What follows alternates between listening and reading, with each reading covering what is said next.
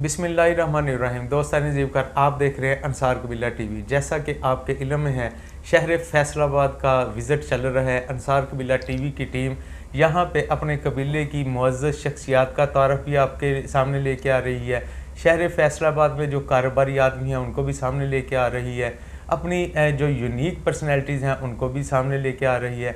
इसी तरह आज हम मौजूद हैं शहर फैसलाबाद का एक खूबसूरत सा इलाका है जिसे मोमनाबाद कहा जाता है। मोमनाबाद के एक सियासी खानवादे के साथ हम यहाँ पे उनके आशियाने पे बैठे हुए हैं। मियाँ मोहम्मद अदरीस अंसारी। परवरदिगार के हजूर दुआगो है कि अल्लाह रब्बुल इज़्ज़त उन्हें जवारे रहमत में जगह अता फ़रमाए और उनकी कामल बख्शिश अता फ़रमाए। मियाँ मोहम्मद अदरीस अंसारी साहब जो कि सियासी शख्सियत है हमारे इस शहर की और पुराने आदमी थे जिनका नाम मैं समझूँ ये कहना चाहूँ कि तारीख़ के हवाले से कि जिन लोगों ने अवाइल में बरादरी के लिए मेहनत की, बरादरी के टाइटल के लिए, बरादरी की इज़्ज़त के लिए, बरादरी की एहतराम के लिए जिन लोगों ने पहले सफ़र का आगाज़ किया था, मियाँ मोहम्मद अदरीस अंसारी का शुमार भी उन शख्सियात में होता है। शहर फैसलाबाद में वाइस चेयरमैन बल्दिया फैसलाबाद का भी टाइटल उनके साथ जुड़ा एक वक़्त के लिए। उनके ही ख़ानदान के एक चश्मो चराज जिन्हें खालिद परवेज़ अंसारी साहब कहा जाता है वो हमारे साथ यहाँ पे मौजूद हैं। आइए इनके साथ यहाँ के जो बरादरी, यहाँ का जो कबीला था उसके उनका अहवाल इन्हीं की ज़ुबानी जानते हैं। मैं सबसे पहले खालिद भाई आपसे ख़ानदानी जो पस मंज़र है मैं उसके हवाले से आपसे आगाही चाहूँगा।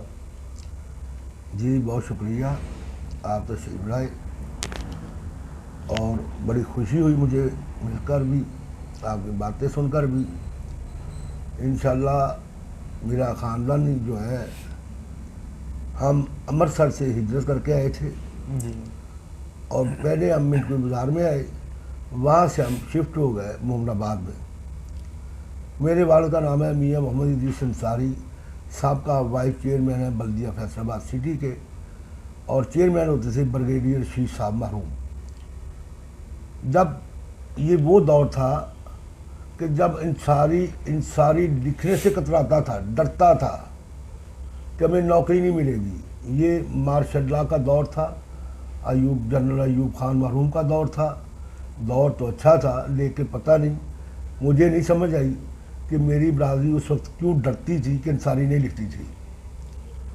पूरे शहर में मकामी लोग जो यहाँ सेटल थे, जागीरदार थे या कारोबारी लोग थे, जिनको कहा जाता है कि ये टेक्सटाइल एम्पायर हैं, एक लैंडलॉर्ड एम्पायर होते हैं, उन लोगों की मौजूदगी में पूरे शहर से एक शख्स का उठना, उसके लिए जद्दोजहद करनी, अपनी मंजिल तक पहुंचने के लिए जो कठिन मरहल उन्होंने हासिल किए, उनको पेश आए और अपने टारगेट को अचीव किया, वो उन्हीं का खासा था। और उस वक्त लोग ये पजारो और लैंड क्रूज़र नहीं होती थी।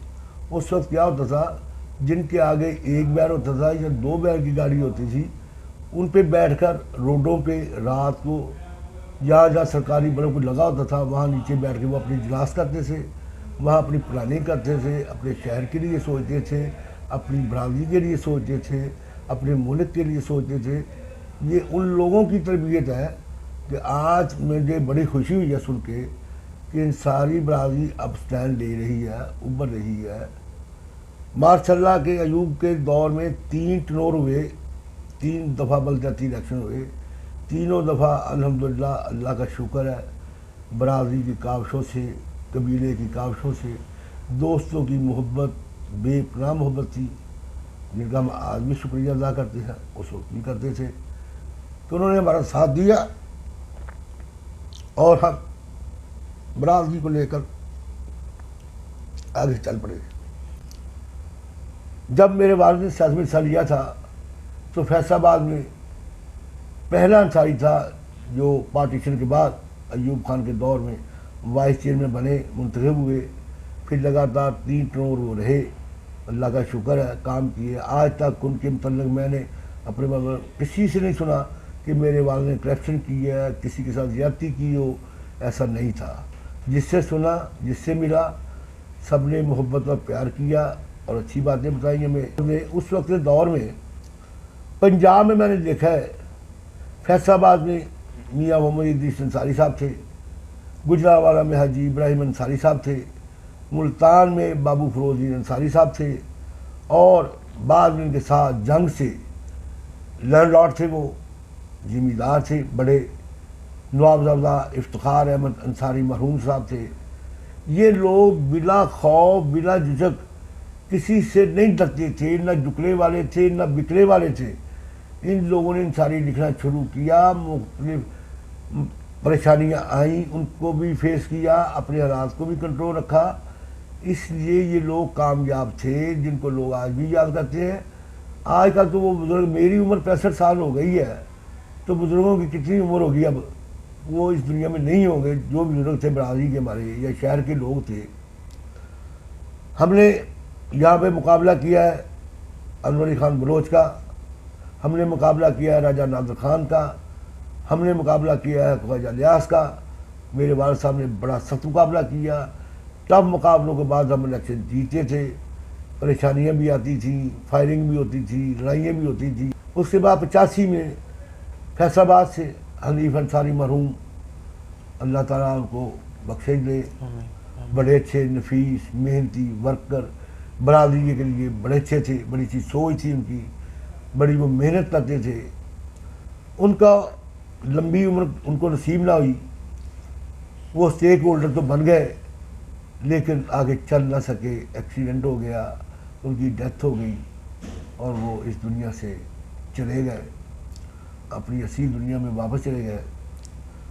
अलमिया यहीं से शुरू होता है, फैसलाबाद में अंसारी कबीले का, अंसारी बरादरी का अलमिया ही यहाँ से शुरू होता है कि फिर उनके बाद उनका ही रिलेटिव, वो ख़ानदानी सियासत शुरू हो गई। अकरम अंसारी साहब तशरीफ ले आए और वो 3-4 टर्म उन्होंने इलेक्शन लड़ा, जीते PMLN की तरफ से। लेकिन मैंने नहीं सुना, नहीं देखा कि कभी उन्होंने बरादरी को इकट्ठा किया हो, कभी दावत दी हो, कभी किसी जगह बुलाया हो या किसी पास गया। वो अपने हल्के में तो जाते होंगे, वहाँ दोस्तों से मिलते होंगे, लेकिन वो तो फैसलाबाद के MLA थे अंसारियों के। उनको ये तसव्वुर नहीं आ सका, उनको ये ख्याल नहीं है मैं तो पूरे फैसलाबाद से मेहनत की है, मेरी जीत में अल्लाह ने मुझे खुशी दी है तो मैं अपनी बरादरी को मिलूँ, उनका शुक्रिया अदा करूँ। ऐसा नहीं हुआ। इनके साथ समनाबाद से अंसारी कबीले के बहुत ही अच्छे जेंटलमैन आदमी चौधरी गुलाम नबी मरहूम, वो सियासत में आ गए। हमें किसी सियासी पार्टी ने टिकट ना दिया तो हम उस वक्त के मलिक गुलाम मुस्तफा खान की पार्टी में शामिल हुए, वहाँ से टिकट लिया, हमने इलेक्शन लड़ा, लेकिन बरादरी ने हमारा साथ नहीं दिया और हम इलेक्शन हार गए। उस हार में भी बरादरी भी शामिल थी और उसमें मकामी जगीरदार भी शामिल थे, लेकिन अल्हम्दुलिल्लाह फिर वो चौधरी शेर अली के साथ डिप्टी मेयर मुंतखब हुए। उन्होंने काम किया, लोगों से बाहर जाते रहे, लोगों से उनकी तकलीफ के बारे में पूछते रहे, जो काम नहीं हो सकता था उससे माजरत भी उन्होंने की और सामने की। ये तो है मेरे शहर का हाल। मुझे बेहद अफसोस है और मैं इस पर अपना हक भी रखता हूँ। मैं इन 9 दौलतियों से नहीं डरता जो आज मेरी बरादरी के सरबराह बने बैठे हैं। किसी गरीब की वो मदद करते हैं बरादरी में, उसको जागर करते हैं, उसको बदनाम करते हैं, उसकी दिनाजारी करते हैं, सोशल मीडिया पे, TV चैनलों पे ऐसे बोलते हैं जैसे वो खुदाई के जिम्मेदार नहीं हो। वो ही मालिक हैं बरादरी के। दाता तो अल्लाह ताला है, अल्लाह ताला देता है, इंसान के जेल में डालता है, यार फलां शख्स के पास जाओ उसकी मदद करो, फिर इंसान मदद करता है। लेकिन लोगों के पास ऐसा कोई जरिया नहीं है, ये खुद गर्ज लोग हैं और ये रहेंगे। लेकिन हम अपनी कोशिशें जारी रखेंगे।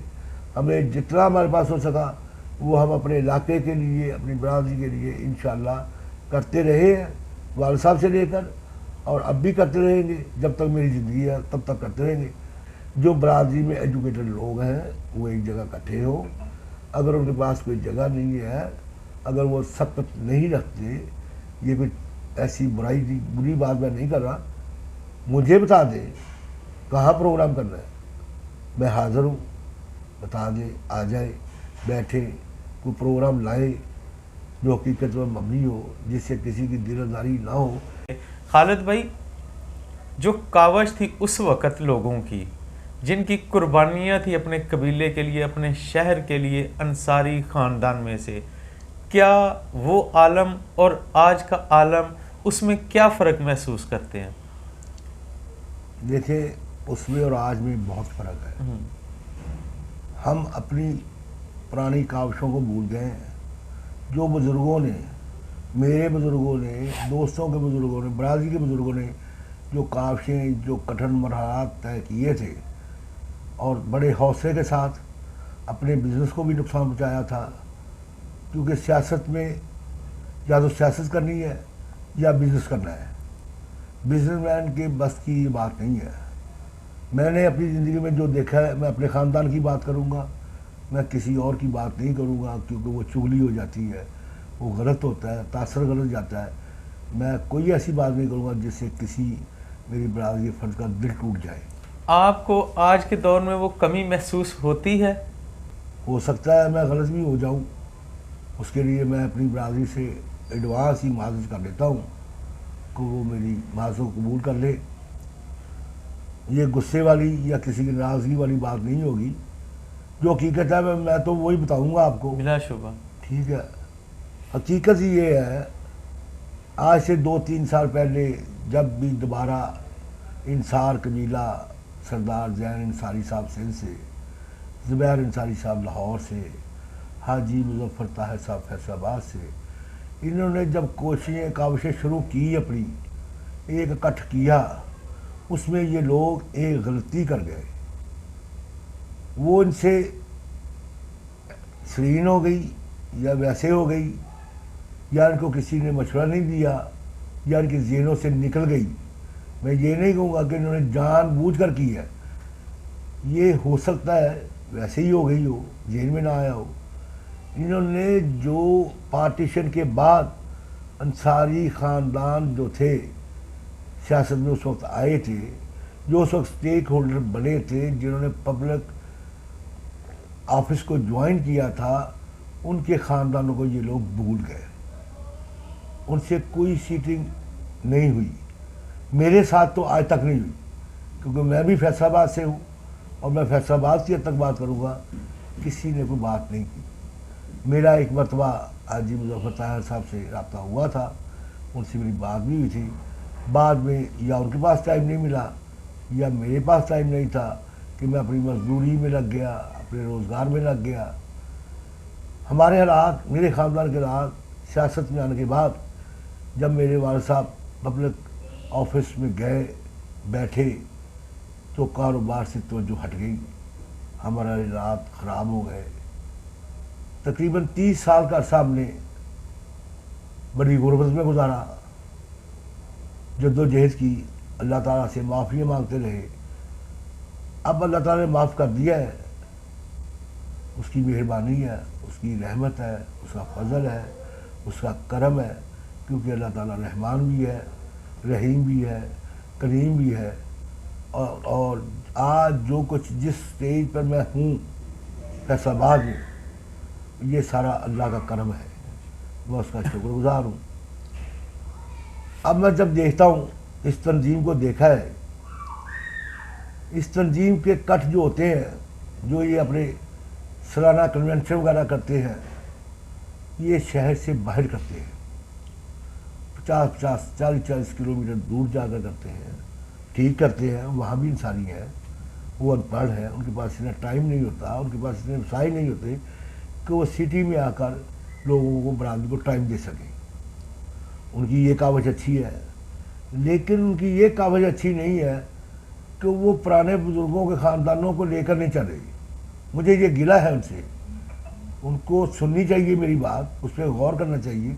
अगर मैं गलत कह रहा हूँ, मुझे कह दें, फ़ोन पे कॉल करके कह दें कि भाई आप गलत कह रहे हैं। लेकिन जो उन्होंने बरादरी के लिए किया था, जब लोग नाम लिखाने से डरते थे इंसानी, कभी नौकरी नहीं मिलेगी, सरकारी नौकरी नहीं मिलेगी। यार, सरकारी नौकरी जिनके पास नहीं है, वो भी तो ज़िंदगी गुजार रहे हैं, कोई छोटा मोटा बिजनेस कर लिया, प्राइवेट जॉब कर ली, वो अपना ख़ानदान नहीं चला रहे, सब चला रहे हैं। लेकिन ये मंतक मेरी समझ से बालातर है कि जो लोग ये सोचते हैं कि जो अमीर होगा, जिसके पास वसाइल होंगे, जिसके पास प्राडो होगी, वही जो है ना वही बरादरी का सरबराह होगा, ये गलत बात है। उसमें वो सलाहियतें ना हो फिर क्या करेंगे? अगर एक गरीब इंसानी आगे आएगा अपनी मेहनत से, कावज से, वो बरादरी काज को नुकसान नहीं पहुँचाएगा। उसने सारे हालात मुश्किल देख रहे होते हैं क्योंकि वो गुर्बत में रह रहा है, उसको पता है माली वसाइल क्या है, इसकी मुश्किलात क्या है, सारा कुछ वो फेस कर रहा है। इस दौर में, मौजूदा दौर में जो आज का गुजर रहा है, इसमें तो सब बर्बाद हो चुके हैं। कारोबार नहीं है, नौकरियाँ नहीं है, रोज़गार के मौक़े कम है। इसको हम अगर बरादरी मिल जाए, एक जगह बैठ जाए, मुख्तलिफ कंडीशनों में कोई कन्वेंशन रख लें या कोई और चीज़ रख लें, छोटे छोटे इज्तिमा कर लें, सिटी लेवल पे कर लें, डिस्ट्रिक्ट लेवल पे कर लें, या आप यूसी लेवल पे चले जाएं। अगर यूसी लेवल से निकलेंगे तो फिर मैंने देखा है कि जो लोग यूसी लेवल के थे वो बाद में एमपीए भी बने, एमएनए भी बने, मिनिस्टर भी बने, उनके पास बड़े बड़े पब्लिक ऑफिसों को कंट्रोल भी उन्होंने किया। अब हम ये नहीं सोचते कि हमने आगे जाना है, ये नहीं सोचते हम अपनी पार्टी, जिस भी पार्टी से कोई व्यवस्था है, वो अपनी पार्टी को कन्वे करें कि यार हमें टिकट दो, हम एक मेजॉरिटी रखते हैं फैसलाबाद में, हमें टिकट दो, हमारे कितने टिकट एमपी के बनते हैं या एमएनए के बनते हैं, हमें उस हिसाब से हमारा कोटा लाट किया जाए। हम उनके लिए डांगे खाते हैं, मुकदमात जीतते हैं, जेलों में जाते हैं, अपने कारोबार तबाह कर लेते हैं, लेकिन अपनी पार्टी के आगे हम नहीं बोलते, अपने लीडरों के आगे। ये सबसे ज़्यादा असासे कमतरी है, हमें ये दूर करना पड़ेगा। मैं तो सरदार जैन अंसारी साहब हैं, जुबैर अंसारी साहब हैं, फैसलाबाद में मुजफ्फर साहब हैं, मैं इनसे रिक्वेस्ट करूँगा यार अपने से बाहर निकलो, अपनी बरादरी को लेकर चलो, अपनी पार्टी से इनको टिकट लेकर दो, वो आए और लोगों को, बच्चों को रोज़गार दिलाएं, किसी को सरकारी नौकरी दिला दें, किसी को प्राइवेट नौकरी दिला दें, ताकि लोगों के काम हो सके, लोग सर्वाइव कर सके, आगे बढ़ने का चांस बन सके हमारा। लेकिन मुझे कुछ नज़र नहीं आ रहा, अंधेरा ही है। पहले भी अंधेरा था, अब भी अंधेरा है, 85 के बाद अंधेरा ही चला है। उम्मीद तो अल्लाह ताला ये रात अंसारी बरादरी के लिए ख़त्म करेगा, अंधेरों वाली, जिसमें सुबह का सूरज जो निकलेगा वो इंशाअल्लाह अच्छा होगा बरादरी के लिए।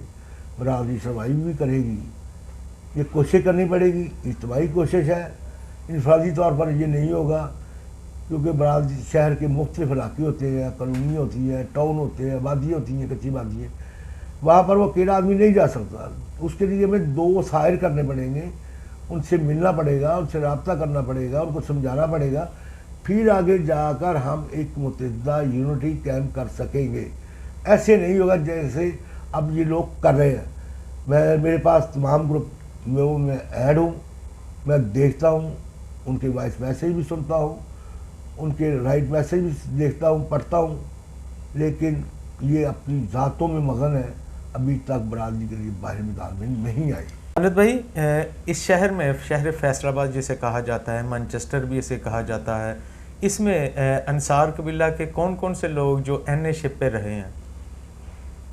फैसलाबाद में मैंने अपनी होश में जो देखा है ना, जब बुजुर्गों से सुना है, एक हनीफ अंसारी मरहूम साहब थे गुलाम अहमदाबाद से, उनके बाद वो हाजी अकरम अंसारी साहब आ गए, फिर एक एमपीए बशीर नाबा साहब थे, वो भी उधर के थे, वो भी रहे हैं।